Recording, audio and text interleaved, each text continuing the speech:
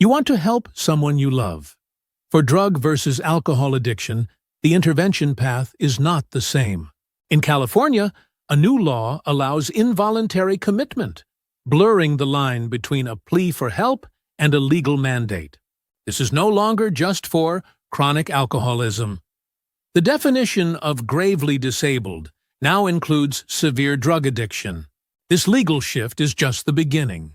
The strategies, the science, and the road to recovery all have major differences. We will break down the key intervention models, the legal realities in California, and what science says actually works. So, why are these distinctions so important? It starts with seeing addiction not as a moral failing, but as a recognized medical condition. Like other chronic diseases, substance use disorders have a high relapse rate of 40 to 60%, making the right approach vital.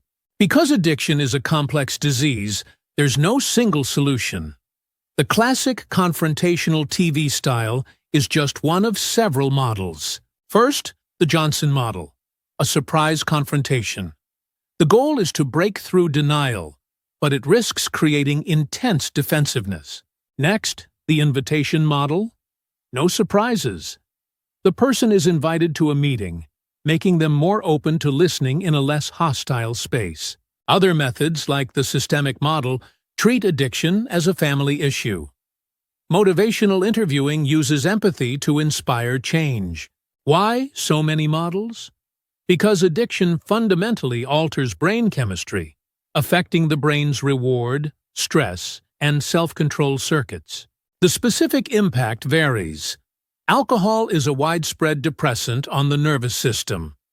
Opioids target specific receptors, creating intense physical dependence. These profound brain changes are why relapse rates are so high. The brain is fighting to return to a state of dependence. Sustained support is non-negotiable. Knowing the science is one thing, but how do these differences play out in California? The most common intersection is on the road: DUIs. Given high relapse rates, hope can feel distant. But after a point in recovery, that risk drops dramatically. What is that turning point?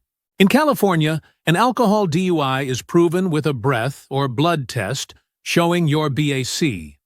For drugs, there is often no simple roadside test.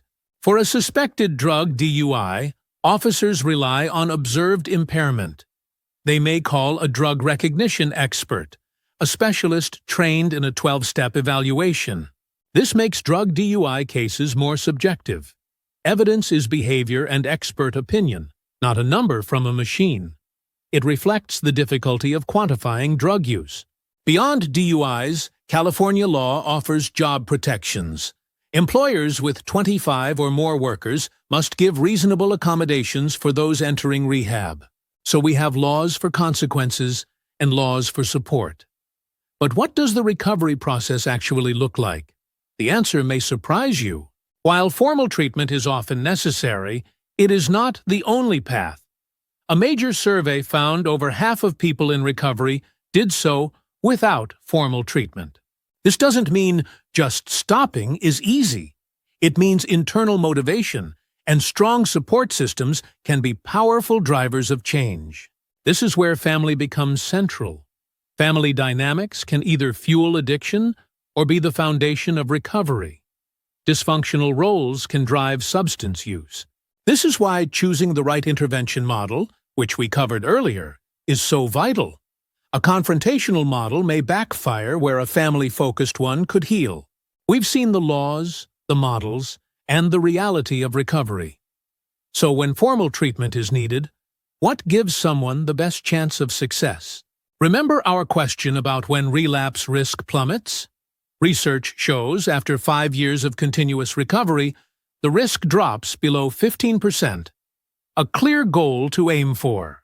The single most important factor for improving those odds is the length of treatment. Studies show at least 90 days are needed for a better chance at long-term sobriety. For opioid or alcohol use, medication-assisted treatment is a top tool. It uses meds to reduce cravings and can cut the risk of death for opioid users by half. Now connect the dots. California's SB 43 is not just punitive. It is a legal tool that accepts a scientific reality. Addiction may require 90+ days of care. So, what did we learn? First, the difference is legal. From the subjectivity of a drug DUI to the power of SB 43, the law uses different tools. Second, the difference is strategic. The grip of different substances means your intervention approach must be adjusted. Confrontation versus family systems.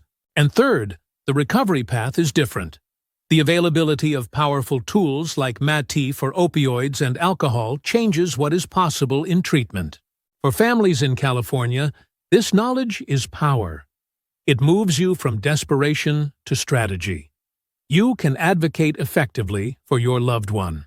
An intervention is a major step and should not be done alone.